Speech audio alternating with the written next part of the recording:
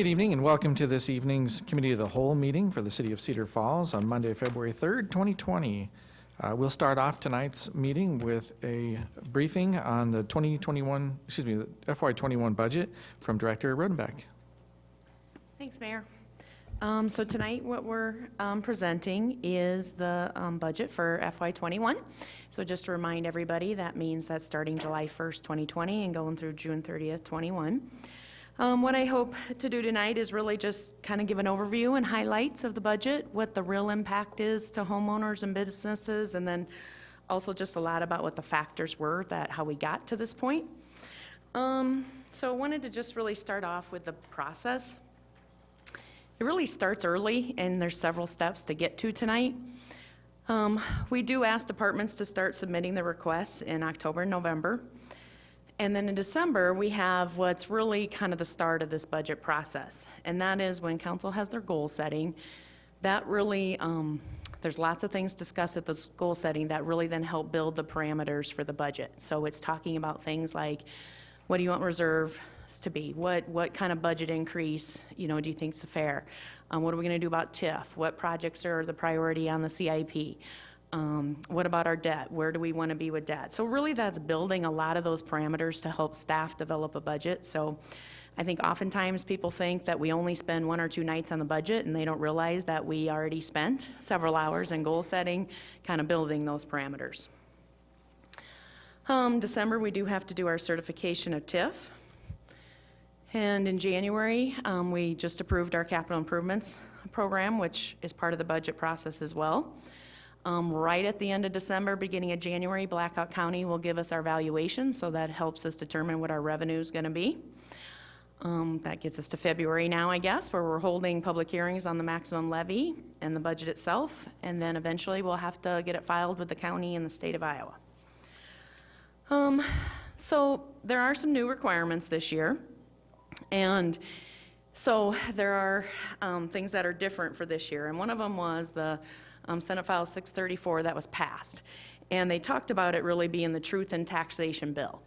And they did add some things, and one of them is what we're really having tonight, and that's the hearing on the actual maximum levy dollars.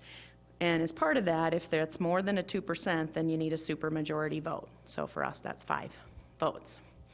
So it's a new resolution establishing the max property tax dollars, and we have to post it on our website and social media. I think the downside about it is, even though it's supposed to be truth and taxation bill, the problem is it probably added more confusion to the process. And I'll talk about that and kind of actually bring it up and show it to you a little later on in the presentation, but the problem is that that resolution doesn't show all of the levies. So it may look like a 6% increase may only be, like a 5% if you add all the levies in. So it's, unfortunately, by trying to add more, transparency, it probably also added more confusion to the process, unfortunately.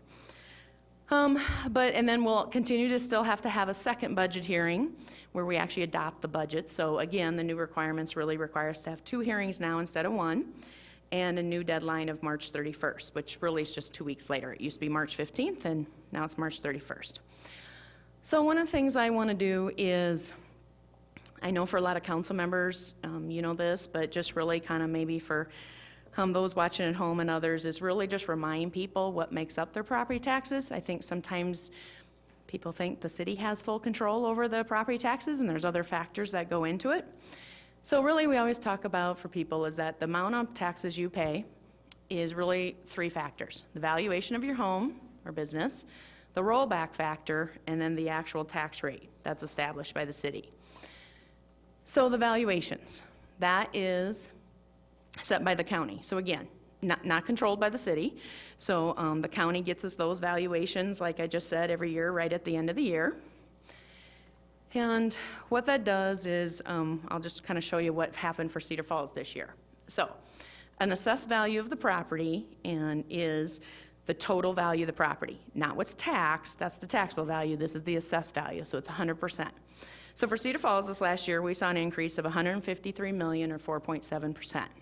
So how that's kind of broken down is you can see residential at $118 million, commercial $48 million.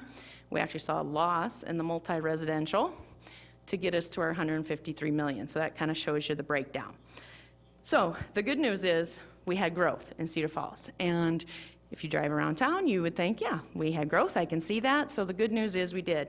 I will tell you, not everybody in Blackhawk County was that lucky enough to have a growth in their valuation. So Cedar Falls was fortunate that way. So again, what does that mean when we talk about valuations? And this year in the county is there was no across-the-board revaluation by the county. And so what I mean by that is if I had a $100,000 home before, it's still $100,000. There's been years where the county has done an across-the-board where maybe they've said they're increasing everybody's property by 5%. We didn't have that this year. So again, assuming you did nothing else to your house, 100,000 stays 100,000. I also want to point out, oftentimes people say, why do you keep using 100,000? That's kind of a small number, and is that really a realistic number for Cedar Falls? No, it's probably not the average one, but it's also makes for easy math. So if I have a $200,000 home, it's twice when we get there, or it's 3 times if I have 300,000. So it makes for easy math, for people like me. But so rollback. The other factor that goes into your taxes paid is the rollback, and that is set by the state of Iowa. So again, city doesn't have any control over that. And you'll see for FY21, the year we're going into, you can see that the rollback actually went down on residential property from almost 57% to 55%. So you can kind of see what it's done for the last 10 years. It has kind of continued to do this little fluctuation up and down, up and down. And why the Cedar Falls always talks about the residential rollback is because it has a major impact. So by the rollback going down in FY21 to 55%, that really just stripped away right from the start $46 million in valuation just by the rollback going down. So if everything was equal, that's how much we lost, which really equates to $375,000 in actual dollars. So again, obviously when the rollback goes down, that's a major impact for Cedar Falls. And so again, even though we saw growth in our assessed values, the 100%, when you have rollback factored in, now all of a sudden the taxable value didn't grow at all compared to that. So again, this kind of just shows the chart that, again, we're over 75% residential in Cedar Falls. That's unusual. Lots of other cities in Iowa are probably more 50-50, 60-40, but again, we're 75% residential. So that's the residential side. What about commercial? Commercial will stay the same, the rollback factor at 90%, so no difference in there. And again, when you have classes of property where the rollback on one is going up or down and the other one's staying the same, that naturally just kind of creates that shift. So in a year where residential property rollback is going down, the natural shift is it's going to go to commercial that's staying the same. And that's the unfortunate part about rollback. It kind of creates that tax burden shift. Backfill, obviously related to commercial rollback, is the backfill that in 17 when that was, or in 15 when that was passed, and it went down to the 90%, used to be at 100%. There was sometimes you hear people talk about backfill, and that's to make up that difference between that 10% loss. So for Cedar Falls, you can see that's about a little under 600,000 that we get, and when the legislature passed that, they did not guarantee it after FY17, so it was only guaranteed for the first 3 years.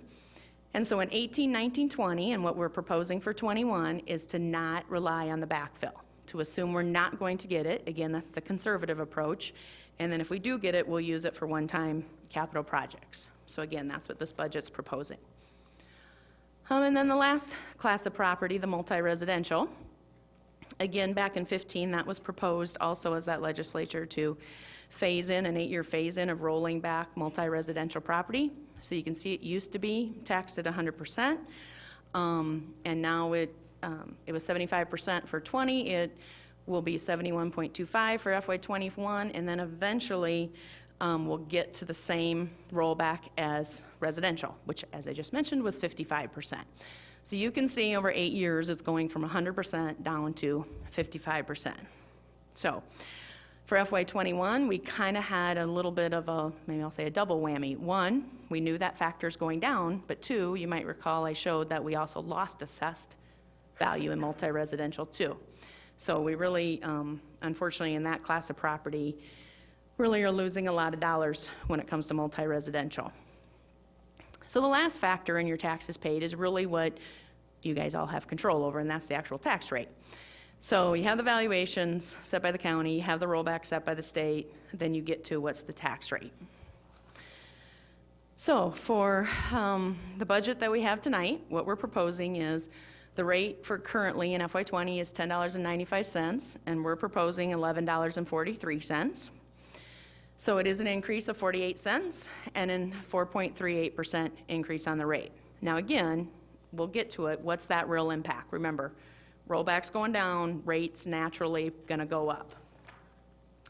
This kind of shows you that trend. You can just see over the last, 7 years, what our rate has been, and you can see it kind of goes up and down and kind of correlates with that residential rollback chart that I had up earlier when it goes up and down. Oftentimes people want to know how do we compare to the other top 20 cities in Iowa. So you'll see we have the 5th lowest tax rate right now in the top 20 cities. So, we take a lot of pride in that we do try to keep our tax rate, fairly low. Now, you may say, well, gee, if we're going up to $11.43, doesn't that mean we're going to be worse off? Well, my guess is for a lot of those same cities up there, if the rollback went down, that probably meant their rate's going to go up. So obviously we won't know until everybody certifies their budgets for the year. So in saying all that, what's really that bottom line? I talk about rollback, I talk about valuation, I talk about rate. What does that really mean for the average homeowner? So you can see that in the green area there, what that really means when you factor all of those in, for the homeowner, that's a 1% increase. And so for a year, you can see the $6.25. So again, like to use $100,000 to make the math easy. If I have a $300,000 home, it's $18, $19. So increase. So again, it's a 1% on residential. Now you'll see that commercial industrial, because the rollback stayed the same, their increase is 4.38%. So it's really just that increase in the tax rate. And then of course the winner, so to speak, is the multi-residential, because their rollback went down as well. So you'll see they'll actually have a slight decrease in their taxes. So again, this is what I was talking about earlier. By some classes of property, the rollback going one way, other classes going the other way, that kind of causes that tax burden shift that we talk about frequently. Now, so again, this is how we've always tried to explain how taxes work, because we always kind of felt like we're kind of telling the real story, like what's on my house, what happens, Now, unfortunately, because of the new requirements this year, this is the form we had to publish for the state. And it shows a 6.5% increase. And again, just to remind everybody, does not include all of the levies. This doesn't factor in, again, for my particular home, my rollback, my valuation, the rate, what does that really mean for me personally? So unfortunately, you can kind of see that difference and why they don't really go hand in hand. So again, that's kind of a difficult thing to explain. So that's kind of the bottom line about the budget, but what I want to do now is really just kind of go back and say, just kind of remind people, how did we get here? It's kind of just recapping maybe some of the stuff we talked about in goal setting, so everybody kind of knows. So just kind of starting off with some policies, decisions. Again, most of you know these because we talked about them at goal setting, but continue to set aside capital replacement funds. We will continue to not utilize the full trust and agency levy. For those of you that don't know, we can levy some things out of our general fund for benefits and out of the trust and agency levy, but we will not have to do that in full again this year. We did not utilize the 27-cent emergency levy, which we could do at any time. All projects in the 21 column of the CIP were included in the budget. We're going to continue to pay for some debt service out of our $8.10 levy. We will use our EMA levy for emergency management costs and consolidated dispatch costs. Now to salaries and benefits, which is obviously one of the big factors in our budget. So right now we have union agreements with all three of our, or union contracts with all three of our unions. And how the agreements read is that it's a CPI inflation factor plus 0.75%, but there will be no less than 2%, no more than 3%. So that's why I have the 2 to 3% range. We don't really know what that is, but of course on the conservative side, we would assume it's going to be the high side, the 3%, because actually that's what they got for this last year. No increase in the health insurance contribution is budgeted. As it relates to our pension systems, IPERS is not changing for FY21, so it'll remain that the city's paying 9.44%. And one of the things that I always just remember too is that with IPERS is that formula is shared really between the employee and employer, about 60-40. So anytime there are increases in the IPERS, the employee is also taking on some of that responsibility. And so IPERS covers all of our employees except police and fire. Police and fire under municipal police and fire, or 411, we refer to it as pension. So for FY21, you will see that the state increased the rate from 24.4 to 25.31%. So again, for every full-time police officer and firefighter, we'll be chipping in 25.31% for 21, so that went up. And then the opposite of IPERS, it doesn't work that way. Any increases are totally shared or totally borne by the city. The employee contribution does not change. So again, that's what's kind of frustrating sometimes about 411 is it doesn't have that sharing like IPERS does. So by the time you factor in that increase in that rate, the amount that we'll be supporting the 411 pension is $1.6 million in FY21. So staffing. One of the things that 2 years ago we did, and we did this last year, is really take a hard look at what are our current staffing levels across the city, every department, and where do we think staffing's necessary. And so based on this analysis, additional staffing positions were presented at goal setting. You may remember that. We talked through all those. And here's the ones that are budgeted. And again, these are the ones that were presented at goal setting. So in finance and business operations, we'll be looking at a full-time human resource specialist, a full-time administrative parking supervisor. You may remember in the parking studies, there was a lot of discussion about that we don't really have someone who's dedicated to managing parking. And a part-time library assistant. In community development, we have a full-time planner, a part-time housing specialist, and a part-time assistant in cultural services. In public works, we have a full-time CAD designer in engineering, a full-time arborist position, and then a full-time mechanic in lieu of 2 part-time mechanics. In public safety, we have, the request was to replace a part-time CSO position with a part-time office assistant position, and then FY21 budget continues to budget the 7 additional officers hired ahead that we did in 19 and then in 20. So that's just continuing that. It's not adding more, it's just continuing that. So that's a lot about wages, benefits, and staffing. The other thing that oftentimes people want to know about is what about outside agency funding? So you'll see block grant, we have 6 agencies for $38,000. Our visitors and tourism has community betterment grants for just under $22,000. Our economic development grants are 3 agencies for $48,000, and then plus some money for facade improvements. Health Trust, we have 6 agencies for $187,000. The band, municipal band, for those of you that don't know, we're one of, I think, just 3 cities in Iowa that have a band levy. So they requested $35,000 this year, which will be the same that it is for the current year. We talked a little bit about the next one last time, but Met requested a 2.75% increase in the request. So we'll have just about $414,000 budgeted for FY21.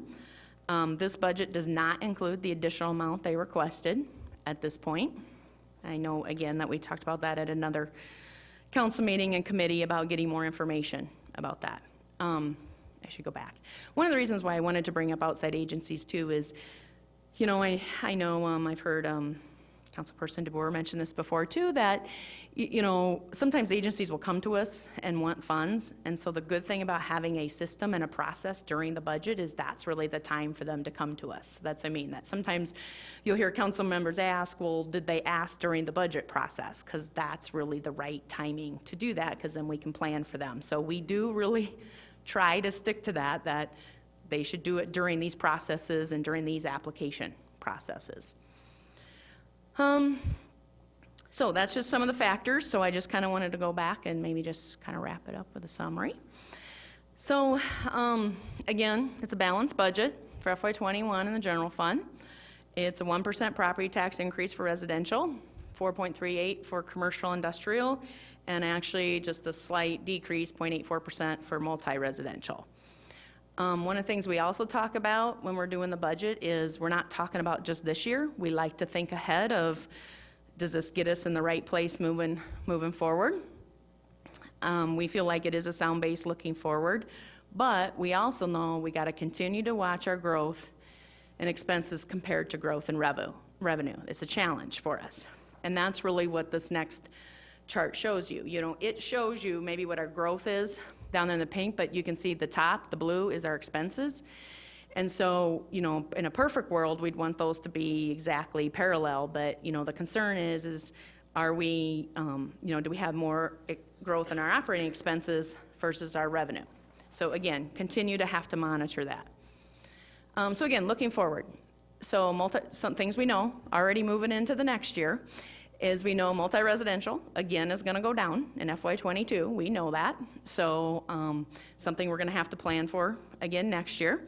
So loss of revenue to the general fund there. We know that backfill is not guaranteed for FY21. We don't know even yet what will happen with the backfill for this year. And so again, looking forward, we would say the same thing for the next year. Obviously, we'll know more in this legislative session, I guess. We're going to want to continue to watch the residential rollback factor, because again, we know that has a major impact on Cedar Falls. We need to continue to monitor our sewer and stormwater rates. You know, we did have increases in those that we passed a year ago, but we're going to have to continue to watch those. We're going to have to look at our refuse rates, so we'll be doing a refuse rate study on that, and those maybe need to be implemented during this in FY21. What are some other things that, you know, sometimes we may say are tools? In other words, what are those things that we still have that can provide us some flexibility moving forward? So some of the things we still have is, I mentioned we didn't levy the maximum at the trust and agency, so the $625,000, that is money if we had to, we could move over to the trust and agency next year. Now keep in mind when I say that, that still equates to a property tax increase though. I mean, because we're moving in and it's there, but it does provide us flexibility under our $8.10 levy. Again, we're trying to save up for capital projects, so that helps. We're also continuing to save the TIF release for future economic development, so that helps as well. We pay for a small amount of debt service out of the general fund, so we have that flexibility yet. I mentioned the 27-cent emergency levy. If we did that, that would be another $531,000 that's available to us. But again, keep in mind, 27 cents is a property tax increase. If we add the 27 cents on, that means your taxes go up. And so, and then the last thing is obviously, you know, for us too, CFU has committed to a financial partnership with the city. So that's to our benefit as well. So then, just lastly, Mayor, before we get to questions, I just maybe wanted to say the schedule and just kind of remind people maybe what we're doing tonight and maybe the next couple council meetings. So, again, you may recall on January 20th, we set the hearing date for the maximum levy rate. So tonight, we'll actually be holding that hearing for the maximum levy dollars. Also tonight, we're hoping to set the public hearing for the next meeting. So that's the second hearing we're required to have. And then hopefully we'll hold the hearing on February 17th, and then we would again get it certified to the county before March 31st. So really just, again, for tonight at council, what the actions will be is setting our maximum levy at $21.3 million. Now keep in mind again, that's only the levies on that form. It's not all of the levies. And then also what we're doing tonight at council, you'll see later on the agenda, is setting the public hearing for the next meeting at the proposed rate that I've talked about tonight at $11.43. And then we'd actually hold that hearing on February 17th. So that's what I have. So I don't know if there's any questions. Thank you, Director Erdenbeck, Yeah. and appreciate the explanations for what's a complicated process and lengthy, and appreciate the hard work into it. I'll open it up to council questions.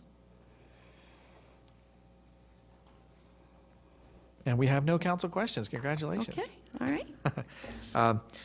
Next item on the agenda is bills and payroll. We'll take a voice vote. Is there a motion to approve? So moved. Motion and seconded. All in favor? Aye. All opposed? Motion carries. And that concludes our agenda. Is there a motion to adjourn? So moved. Motion and seconded. All in favor? Aye. We are adjourned. We'll see you at 7 o'clock.